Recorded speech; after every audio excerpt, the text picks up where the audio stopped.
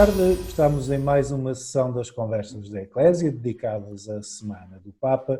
Hoje tenho comigo Rita Veiga, da Rede de Cuidar da Casa Comum. Agradeço a disponibilidade por falar connosco. Muito boa tarde. E tenho comigo o Padre Zé Maria Brito, diretor do Ponto SJ, um portal de comunicação da Companhia de Jesus em Portugal. Muito boa tarde e muito obrigado. Já lhes disse a eles, tenho também pedido desculpa a quem nos acompanha, porque hoje um abscesso dentário deforma um pouco a minha cara, mas certamente não é para me verem que as pessoas estão aqui, portanto não, penso que não será problemático. Eu queria começar esta conversa por mostrar a todos os que nos acompanham e aos nossos convidados também, um dos acontecimentos marcantes da última Semana do Papa, que foi a publicação da mensagem para o Dia Mundial dos Pobres. Ela é uma celebração que o Papa instituiu no penúltimo domingo do tempo comum. Para quem é católico e acompanha as celebrações sabe do que nós estamos a falar, no domingo antes do Cristo Rei, e é publicada simbolicamente, é algo que diz muito a nós portugueses, na festa de Santo António, no dia de Santo António de Lisboa. O Papa este ano, na sua mensagem, tem uma reflexão sobre a necessidade de estender a mão a quem mais precisa. É uma mensagem que é marcada, obviamente, pela pandemia, pelos problemas que a pandemia trouxe espiritualmente, até na questão do luto, mas também naquelas que vai trazer do ponto de vista económico, social, de novos desequilíbrios e desigualdades, e da necessidade de um novo estilo de vida. É por aí que eu gostaria de começar. Padre Zé Maria, é uma mensagem que vem de encontro ao que tem sido o pontificado do Papa Francisco, de uma celebração que ele próprio instituiu. De que forma é que é um desafio global esta mensagem para o Dia dos Pobres, com este tempo de antecedência, orientando aquilo que vai ser a saída do confinamento e uma resposta absolutamente necessária à crise provocada pela pandemia? É assim um bocadinho, a ver se consigo ir a tudo. Eu gostava de começar aqui com uma pequena reflexão, recordando um bocadinho quando começamos este Dia Mundial dos Pobres. Eu devo confessar que a expressão ao início me causou bastante desconforto, né? Parecia que, enfim, que era quase que uma espécie de sacralização da pobreza, o que não me deixava assim propriamente muito cómodo. Mas ao mesmo tempo, e acho que o Papa nesta mensagem sublinha um pouco esse aspecto, creio que aquilo que é a intenção do Papa é, de alguma forma, não deixar que o nosso olhar fuja da realidade. E esse tem sido realmente, como também comentava o Otávio, agora no início, um ponto muito presente em todo o pontificado do Papa Francisco. Perceber que aquilo que é a nossa dimensão mais interior nunca está desligado do modo como nós olhamos, habitamos, tocamos a realidade. E creio que esta mensagem faz um bocadinho essa ligação, não é?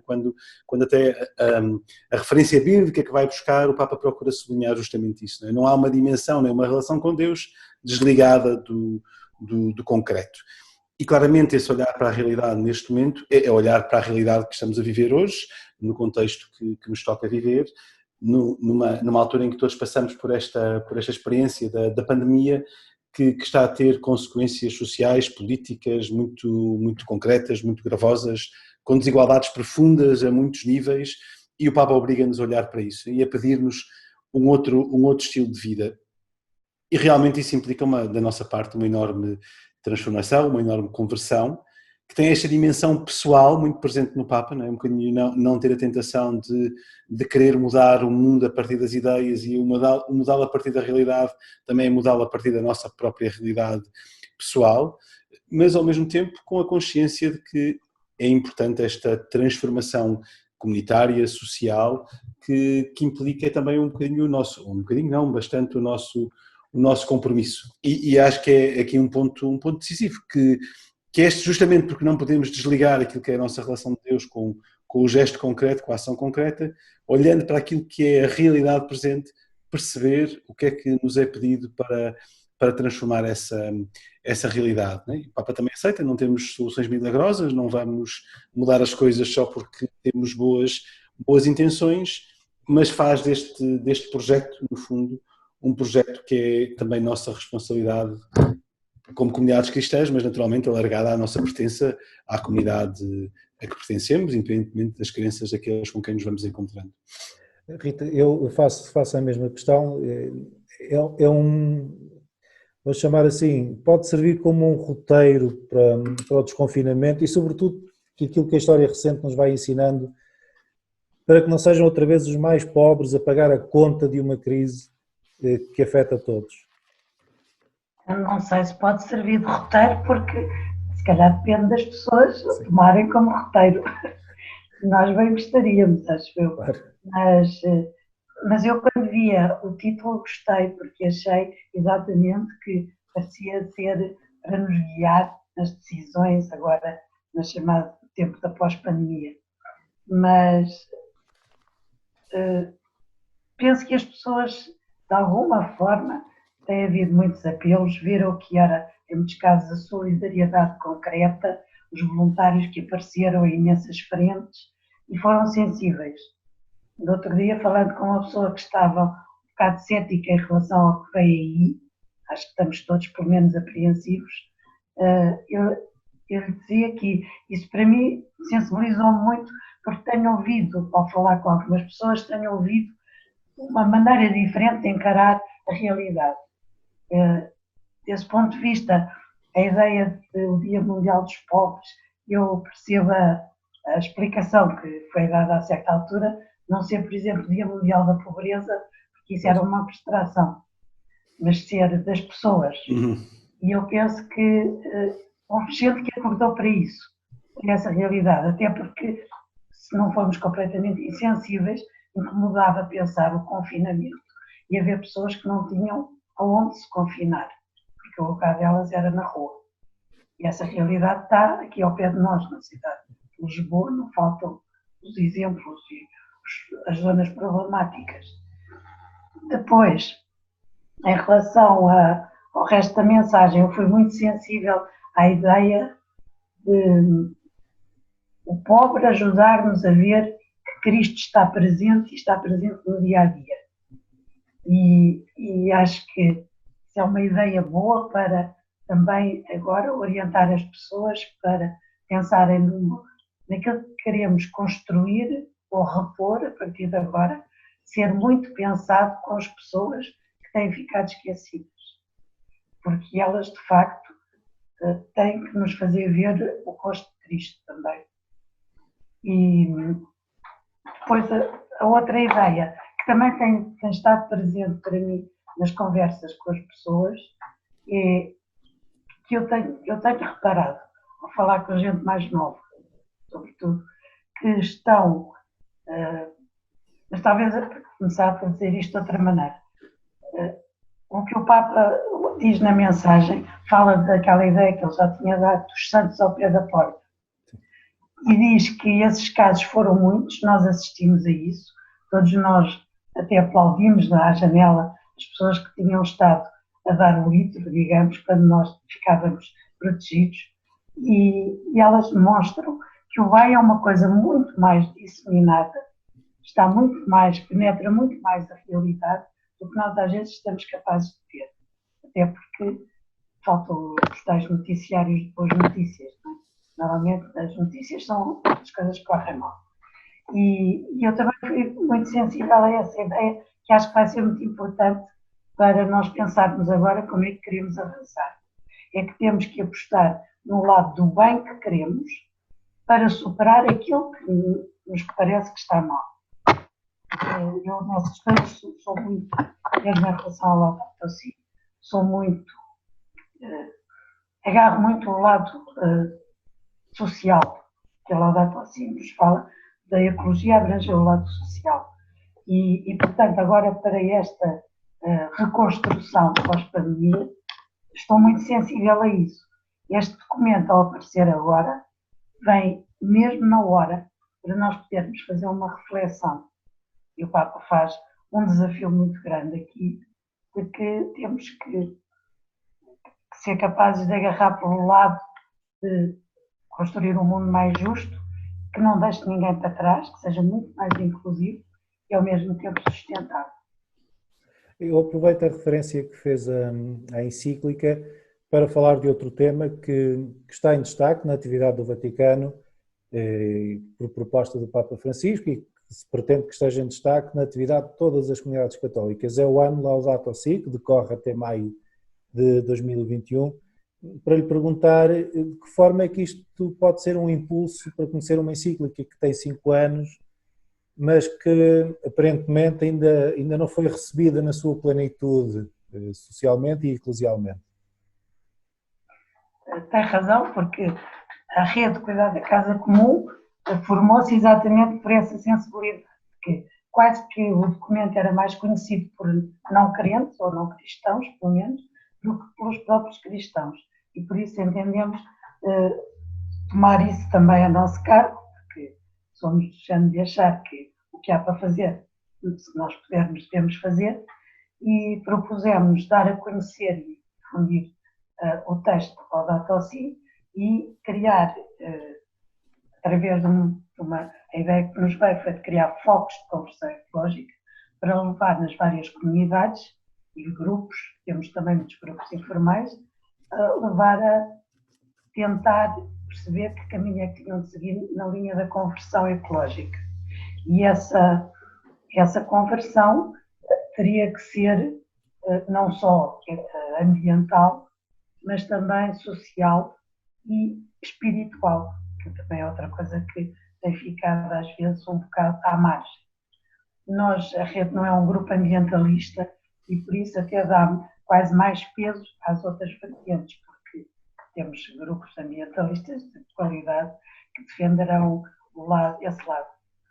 Mas esse texto, de facto, as pessoas quando começam a conhecer melhor, gostam e ficam interessadíssimas. Há muita gente a fazer depois elogios rasgados, mas não sei, eu não lhe sei explicar porque é que nas próprias paróquias não há muito mais referência a um documento que eu acho que, de certa forma, pode ser quase refundador da nossa maneira de estar no mundo. E a que temos tido até agora não está a resultar muito bem. Concordo, sim, é de facto uma referência que devia estar mais difundida.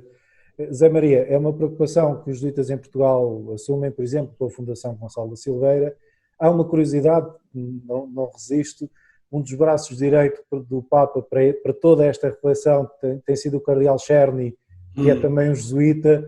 De que forma é que isto é algo que toca também a sensibilidade da tua vida religiosa e do trabalho de todos no terreno, para que haja, como acabamos de ouvir, de facto uma refundação do nosso modo de viver?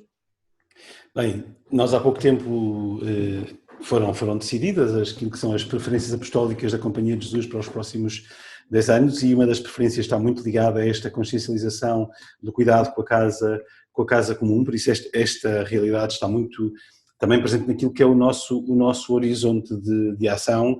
E estas coisas trabalham-se em todas as dimensões, né? Enfim, nós temos alguma ligação também a outro projeto que não é da Companhia de Jesus, mas é que alguns de nós estamos ligados, da Casa Velha, também uma associação de ecologia e espiritualidade. Por acaso acompanho um grupo aqui em Lisboa e tem muito esta dimensão que a Rita falava, não é? Este grupo que é no fundo um grupo de vida que, partindo daquilo que é a experiência da Casa Velha, procura como é que na cidade podemos habitar de um modo mais integral, de uma forma mais despojada e mais coerente, né? E é um grupo que faz partilha de vida, de oração, daquilo que são as suas escolhas e procura estruturar a sua própria vida a partir daqui. Eu acho que isto é muito importante. Eu sublinho muito esta dimensão integral também que a Rita já foi enunciando como presente aqui na encíclica e que esta é uma preocupação também da própria companhia, não é? Porque quando nós olhamos para a realidade, o nosso olhar nunca pode ser um olhar sectário. O encontro com Deus na espiritualidade inaciana dá-se na realidade concreta, o encontrar e procurar a Deus em todas as coisas do dia-a-dia. E naturalmente que isso passa pelo cuidado com aquilo que nos é dado a todos. E este sentido, né, de que aquilo que é a criação com um sentido de não só da natureza, mas com tudo aquilo que nos é dado, que não é pertença de ninguém, e que por isso a própria, né, recordando aqui um bocadinho que é também a própria orientação da doutrina social da Igreja, mesmo a própria ideia de propriedade, tem que estar orientada para que todos possam ter mais, né?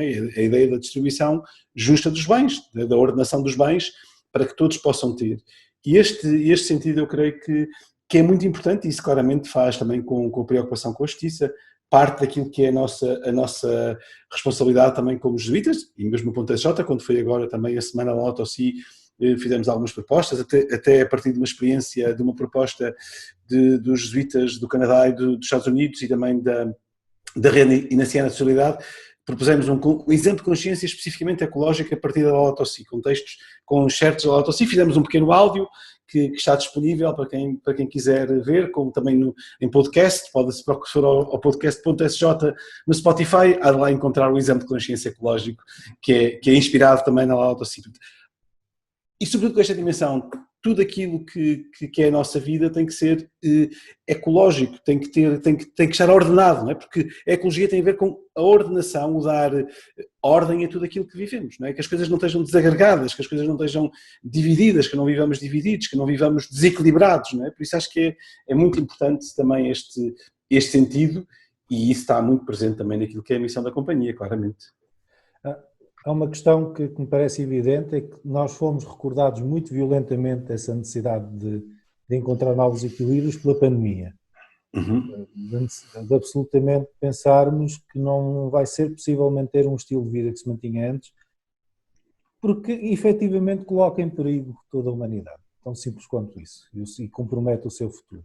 Do Vaticano têm chegado vários exemplos do Papa Francisco da atenção, digamos assim, vou-lhe chamar do cumprimento, do respeito pelas normas, e era o último tema que queria falar, genericamente, olhando para o que foi, por exemplo, a celebração do último domingo, que na Itália era a solenidade do Corpo de Deus, lá não é feriado como aqui, em que a missa foi uma missa muito simbólica, mas reduzida a participação de 50 pessoas, com máscara, com distanciamento, sem aquela tradicional e muito significativa procissão pelas ruas de Roma. Zé Maria, de que forma é que estes gestos e estes sinais do Papa marcam uma espécie de um contraponto, dizer estamos num momento em que é preciso efetivamente assumir medidas diferentes, fazer diferente para que possa ser possível fazer melhor no futuro? Eu acho que o Papa, enfim, da última vez que pude também estar neste programa, falávamos muito disso, né? Que muito o Papa do gesto, em que a palavra e o gesto estão muito interligados e muito claramente indissociáveis, né? Que tem muito a ver com aquilo que dizia no início relativamente à mensagem do Dia dos Pobres, a ligação da relação com Deus à relação com o outro e não estarem desligados, que aqui também na própria homilia do dia do Corpo de Deus, o Papa dizia, né, a Eucaristia apaga em nós a fome de coisas, um bocadinho esta forma desordenada de que falámos agora, para acender em nós o desejo de servir. E tudo aquilo que o Papa também foi vivendo ao longo destes tempos e que nos ajudou foi colocar-nos nesta sintonia com o desejo de servir. E mais uma vez, não pode haver Eucaristia, comunhão do corpo de Jesus, sem sermos mais corpo. Quase também desligando aqui um excesso de espiritualização da Eucaristia, como a Eucaristia fosse uma realidade puramente espiritual, que não é alimento, que não nos transforma em Jesus, para sermos mais comunidade, para sermos mais corpo. E isto eu creio que é essencial. E no dia do Corpo de Deus o Papa ter esta preocupação, eu creio que nos ajuda também, porque esta poderia também ter sido uma das tentações deste tempo de pandemia mais a nível espiritual, que era espiritualizar toda a nossa relação com Deus, espiritualizar toda a nossa relação, mesmo a própria vivência da Eucaristia, uma vez que até a grande maioria das pessoas não a podia viver presencialmente, e tão espiritual que nos desligaria dos outros, e isso não é viver a Eucaristia, e eu acho que este sentido também do próprio Dia dos Pobres. Enfim, só dizer, por acaso falámos um bocadinho da questão da recepção da Laudato Si. Eu, apesar de tudo, eu não tenho, pronto, enfim, talvez não tenha tanta memória assim, apesar de já ter estudado alguns destes documentos. A verdade é que, e por acaso ainda antes de começarmos este tempo de confinamento, logo em março, era para participar nos encontros numa paróquia sobre a questão da Laudato Si, depois acabou por não acontecer, enfim. Mas sinto que, apesar de tudo, foi tanto presente em grupos, e sobretudo isto que a Helena, que a Rita, peço desculpa, que referia há pouco, que é o facto de ter tido uma recepção fora da Igreja, muito pouco comum nos últimos textos vindos da Igreja. Eu acho que isso foi uma abertura ao mundo muito importante, mas mesmo apesar de tudo, as dinâmicas que se geraram dentro da Igreja, com pequenos grupos, a Casa como a Rede da Casa Comum, mas tantas outras iniciativas, eu creio que apesar de tudo, foi uma encíclica que teve uma recepção. Agora, será uma recepção continuada porque é uma encíclica muito desconfortável, porque nos desacomoda, nos desconforta. E eu creio que esse sentido, para ligar um bocadinho a esta última pergunta, também que o Papa tem de nos desacomodar. E eu acho que é uma tentação enorme deixar que, de facto, vamos rapidamente. Eu confesso que, ainda que já, enfim, também a usemos, às vezes, as nossas coisas, mesmo nas publicações que fazemos, esta ideia do novo normal gera-me um bocadinho de desconforto, porque acho que é uma expressão demasiado, às vezes, demasiado fácil para aquilo que é a realidade. A realidade é dura, é muito exigente. Enfim, um pequeno exemplo, as desigualdades na educação estão a aumentar e, por exemplo, mais uma vez, as raparigas em contextos desfavorecidos, porque, por exemplo, em alguns contextos, África, América Latina, em que têm que estudar em casa, o facto de serem as raparigas a estudar em casa, tiram muito menos proveito, mesmo que até haja algum dispositivo, porque rapidamente são sobrecarregadas com as tarefas domésticas, com uma série de coisas, só por estarem em casa, e muitas estão a deixar a escola, por exemplo, não é? Por causa desta pandemia. Por isso, esta atenção ao cuidado e não, de alguma forma, não nos distrairmos daquilo que está a acontecer, eu creio que é muito importante. E os gestos do Papa, com o seu significado e com o seu peso, obrigam-nos a olhar para a realidade tal qual como ela é, a não iludirmos a realidade e por isso também a cuidarmos dela, um bocadinho neste sentido também, não só da vivência da Eucaristia, mas também da própria encíclica. Rita, é uma última pergunta que vai muito neste sentido. No mundo nós vemos muitas hesitações, contradições e, enfim, até muitos sinais negativos de grandes lideranças internacionais. Esta, vou-lhe chamar assim, permitam-me, esta liderança serena e, por exemplo, do Papa Francisco ao longo da pandemia, tem sido uma ajuda também? Eu creio que sim. Aquilo que eu noto e sinto também por mim própria é que ele nos interpela de uma forma que nos tira, não nos incomoda, mas incentiva a dar a nossa parte. Ele faz sentir no seu discurso que cada um de nós conta. E eu acho que isso as pessoas, mesmo os tais não crentes, também acabam por ser sensíveis. Ele é uma pessoa muito acolhedora e tem gestos de uma grande simplicidade. Não, a pompa e a circunstância nele ficam tão simples que nem chocam, não é? Porque há algumas coisas que ainda são muito formais, mas com ele perdem a rigidez e, portanto, ele aproxima-se das pessoas. E acho que tem um discurso que faz eco em toda a gente, porque está muito ligado à nossa vida, às preocupações, às coisas que são a luta diária das pessoas. Porque a maior parte das pessoas não tem uma vida de grandes confortos, não é? Está permanentemente a confrontar-se com coisas em que tem que resolver e, portanto, encontra nele um pai quase carinhoso e preocupado e cuidadoso, e eu acho que isso tem sido muito importante.